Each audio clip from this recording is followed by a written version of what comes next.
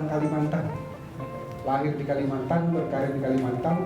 Lebih 32 tahun saya jadi PNS, terakhir jadi Sekda Kaltim dan penjabat gubernur. Mohon maaf Pak Hermawan, orang sering salah sebut PLT, PJS. Menurut undang-undang yang benar itu penjabat gubernur. Penjabat itu bahasa undang-undangnya. Saya juga bersyukur Pak, sedikit orang daerah yang pernah diberi kesempatan oleh Presiden menjadi pejabat gubernur dalam sejarah pemerintahan Republik Indonesia. Dan saya 2 tahun jadi pejabat gubernur Kalimantan Utara. Sekarang saya sudah pensiun jadi PNS karena saya diminta untuk ikut maju jadi calon gubernur di sana atas dukungan Pak Muldoko. Terima kasih. Saya ingin menyampaikan pertama, bersyukurlah Republik Indonesia ini punya Pulau Kalimantan. Ya. Saya bersyukur juga dalam perjalanan hidup saya sudah banyak mengunjungi negara, termasuk sampai ke Dallas, Amerika, perbatasan antara Amerika dan Meksiko. Beberapa perbatasan di Eropa, saya tahun 88 pernah belajar di Belgia, lihat perbatasan Jerman Belanda, lihat perbatasan Belgia Belanda, lihat perbatasan Spanyol dan lain-lain. Saya mimpi suatu saat sebagai orang Kalimantan seperti itu nanti wilayah saya. Kalimantan itu semua yang dibutuhkan bangsa ini ke depan maupun sekarang ada di Pulau Kalimantan. Kalau misalnya orang Jawa atau orang mana saja di Indonesia, suplai laut kita terganggu, listrik di Jakarta dan di Pulau Jawa akan mati. Kalau batu baranya tidak lancar suplainya ke Pulau Jawa, Pak. Atau Kalimantan tiba-tiba menyatakan diri merdeka, itu gawat bagi Indonesia. Seperti yang dinyatakan oleh itu tadi gabung nama saya. Tapi insya Allah tidak. Karena dalam sejarah Republik ini orang Kalimantan itu sesungguhnya paling setia dengan Republik Indonesia, terutama Kalimantan Timur dan Kalimantan Utara. Tapi kalau Kalimantan Timur, Kalimantan Utara yang dulu gabung, itu daerah paling kaya di Republik ini. Emas, batu bara, migas, semuanya ada di sana. Lahan yang sangat luas, dan dulu hutan. Semua kayu yang ada di Indonesia ini sebagian selain dari Kalimantan tentu Papua. Dari Papua sangat jauh.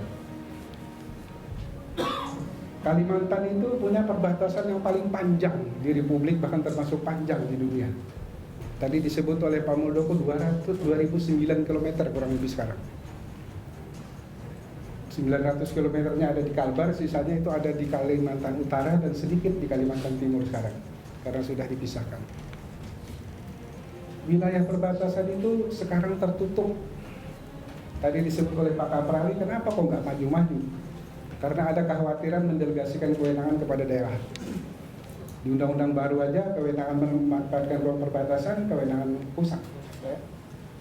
Jadi izin-izin kita itu membelit. Maka saya dulu mengusulkan di BNPB, di kantor Menko Polhukam ketika saya jadi penjabat gubernur, masalah perizinan ini sebaiknya pembangunan perbatasan itu diserahkan saja kepada badan otorita. Jadi semua instansi pemerintah yang berusaha izin serahkan itu perizinannya ke sana, sehingga investor mau masuk dari mana saja bisa dengan kecepatan pelayanan.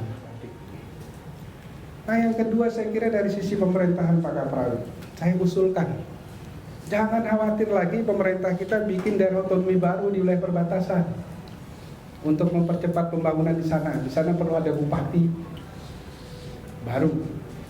Masyarakat perbatasan di dalam Grand Design saya ini jadi calon gubernur Pak, jadi saya menggagas itu waktu saya PJ gubernur.